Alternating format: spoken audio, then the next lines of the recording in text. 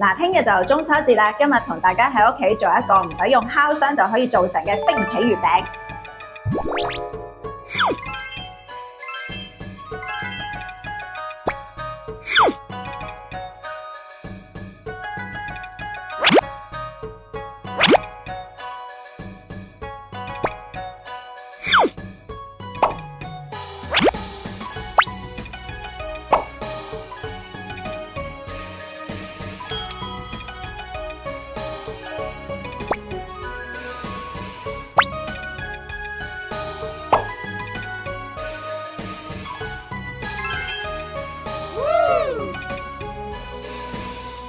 嗱，大功告成啦！大家中意食啲咩口味嘅月餅呢？或者你有冇啲奇奇怪怪嘅口味嘅月餅呢？你可以喺評論區嗰度話俾我知㗎。